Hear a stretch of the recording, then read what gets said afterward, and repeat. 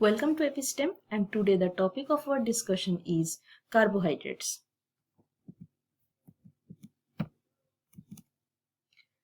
So what are carbohydrates? They are one of the most abundant biomolecule that is present on earth, and they are polyhydroxyaldehyde or ketones. Now what is that? So before knowing this, we need to know what are aldehyde and ketone. Now, aldehyde is a functional group which is denoted by CHO, that is C double bond O, and in one arm H is attached and in another arm we have the R group, that is the rest of the molecule. And ketone is another functional group which is represented by C double bond O, and in one arm we have one R group and in another arm we have a different R group. So these are aldehyde and ketone. Now why we call our carbohydrates as polyhydroxyaldehyde or ketone? It's because if we see these two formulas, these two structures rather, so we have multiple hydroxy groups, that is multiple OH groups attached.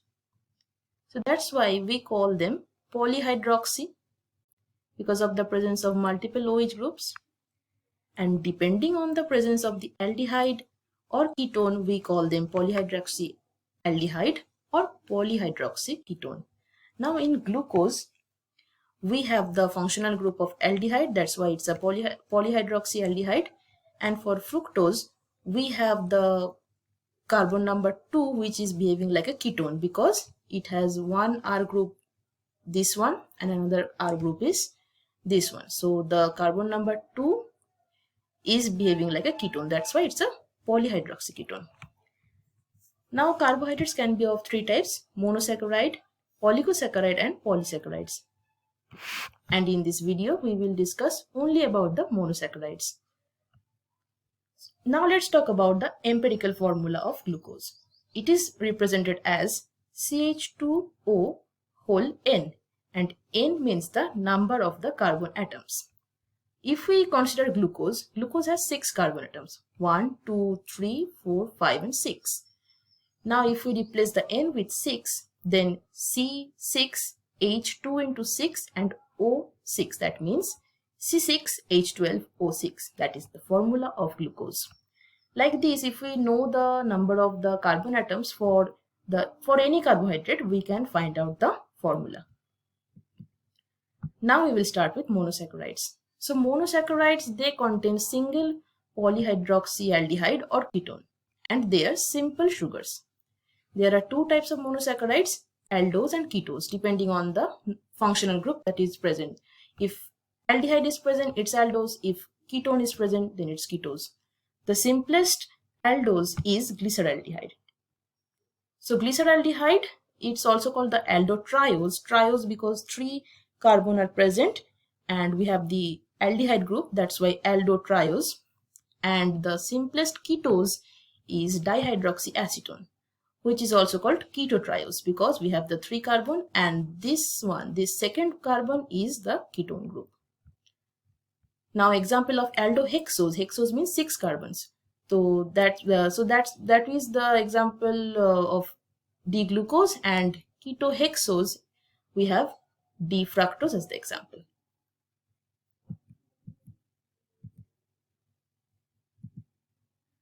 Now let's talk about the chiral centers and enantiomers. So what are chiral centers? Now we know that this carbon atom can form 4 bonds, and if these 4 atoms forming the bonds are different from one another, then we call this carbon as the chiral carbon, and this is present in the center of these 4 bonds, so it's a chiral center. Now other than the dihydroxyacetone, all monosaccharides have 1 or 2 chiral centers because dihydroxyacetone has 2 CH2OH attached to the second carbon atom. Now consider these structures. In D-glyceraldehyde, we have CHO group attached to this single carbon atom, and the next one is H, another one is OH, and the last one is CH2OH. So all the four groups, they are different from one another. That's why this carbon is chiral in nature. But if we consider dihydroxyacetone, we have two groups attached to this single carbon atom which is same. So it is not chiral. So this is an exception. Dihydroxyacetone is not chiral.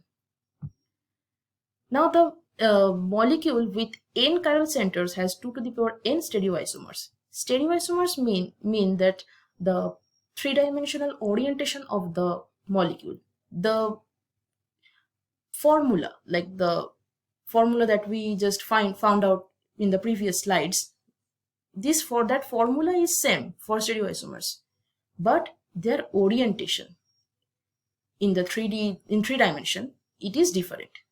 So if we know the number of the chiral centers, we can find out the number of stereoisomers. Like for example, in D-glyceraldehyde, we have one chiral center, so n is here 1, so that's why 2 to the power 1 means 2. So we have 2 stereoisomers. That here the OH, the orientation of OH is different. So one is present on the right hand side, so it's a D-glyceraldehyde, and another one is present on the left hand side, so that's why it's L-glyceraldehyde. Now we have D-glucose and L-glucose. Now similarly, it has the OH on the right hand side. So now here's one thing. When we consider D and L for a bigger molecule, we will consider the one at the bottom. So at the bottom, this carbon has the OH on the right hand side. That's why it's D-glucose, and in L-glucose it is on the left hand side. So that's why it's L-glucose. And these are actually enantiomers. Enantiomers mean that these are non-superimposable. You cannot like if we put this D-glucose on top of the L-glucose, these groups will not match with one another. So these are enantiomers. Now that's a different thing, but here we will talk about the stereoisomers. So we have this formula again, 2 to the power n, and here we have 4 chiral centers. Then we will replace the n with the 4 and we will get 16 stereoisomers. So for D-glucose we have these 8, and for L-glucose we have this 8. And if you see this, they have the same formula, but the orientation of the OH groups are different. So that is why they are stereoisomers. Now we will talk about epimers. When two sugars differ only in the configuration around one carbon atom, they are called epimers. Now epimers are actually the stereoisomers which differ at only one position. At one carbon atom they differ. So they are called the epimers. Here are two examples, D-glucose, D-mannose, and D-galactose and D-glucose. So let's see this picture. Here at D-mannose, we have this carbon number 2 having the OH on the left hand side, and in D-glucose we have the OH on the right hand side. Other than this, the rest of the molecule is exactly the same. That's why they are epimers, because they only differ at one carbon, that is C2. Next we have D-glucose carbon number 4.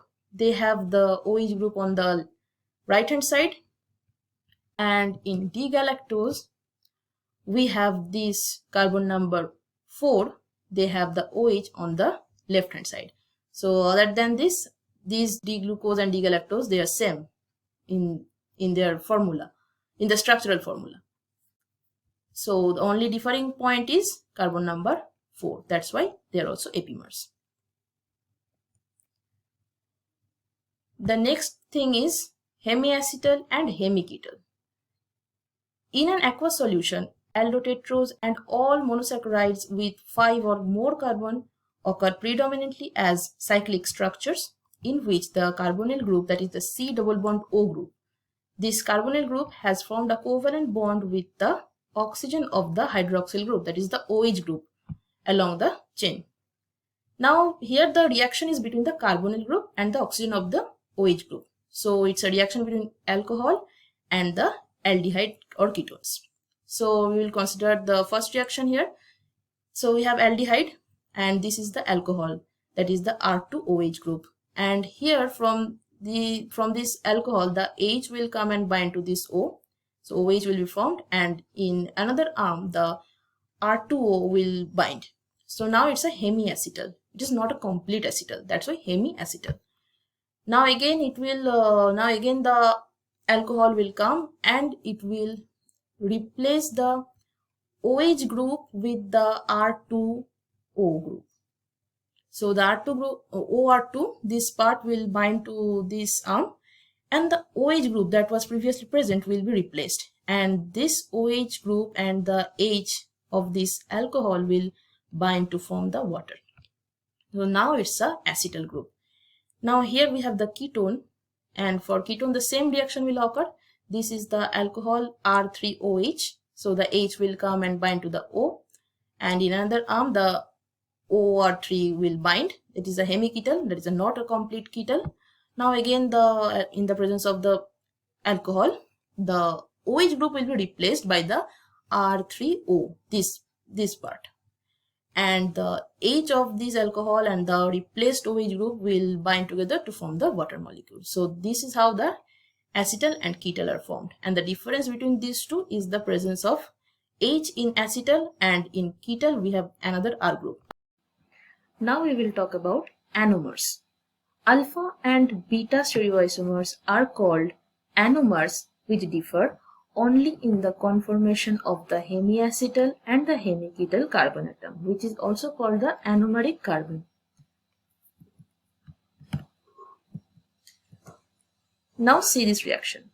So we have the D-glucose in an open chain format, which is also called the Fischer projection formula. And in aqueous solution, this open chain starts to rotate and a structure like this begins to form. And here the OH of the fifth carbon comes near to the aldehyde group that is present in the first carbon, and this OH attacks the aldehyde group, and as a result the hemiacetal group is formed. This reaction we already discussed in the previous slide, so if you understand that, it will be easier to understand this one. Now this is the hemiacetal carbon, this one, and you can match it with this formula. So we have the OH here, so one OH here, and the one is H, and next we have the OR2, that means O and another R group. So this is the R group. And we have the R1. So R1 is from this side. So from this we can understand that this is the hemiacetal carbon atom, which is formed upon the formation of the ring structure, and this ring structure is also called the Haworth perspective formula. Now the interconversion between the alpha and beta stereoisomer is called the mutarotation. So in aqueous solution, when we have alpha D-glucopyranose, they may open up transiently in a linear structure like this D-glucose, and then again the ring will be formed, and not the alpha one but the beta D-glucopyranose will be formed, and this interconversion is mutarotation, and this is a continuous process. Now when the OH is present at the bottom, we call it the alpha D-glucopyranose, and if the OH is present at the top, we call it the beta D-glucopyranose. Next we will talk about pyranose and furanose. So the 6-membered ring compounds are called the pyranose since they resemble the 6-membered ring compound, that is pyran. So this is the structure of pyran, and it resembles like the alpha D galactose structure. So another example of this pyranose is glucose. So glucose and galactose, they are similar in structure, only this OH is actually reversed. So in glucose we have the OH at the bottom, and in galactose we have the OH at the top. So this structure, overall this structure resembles like the pyran, so we call them pyranose. And another Another compound we have fructose, ribose. They resemble like furan. You see, see this is the furan structure, and this is fructose and ribose. They resemble each other, and that's why we call them furanose. Now, this fructose, you already learned that fructose has a ketone in its structure. So since it has a ketone, so when it will form a ring like this, the hemiketal linkage will be formed. So due to this hemiketal linkage, we get the ring structure of fructose, which resembles like the furan. So that's it for the monosaccharides. Thank you for watching and subscribe for more updates.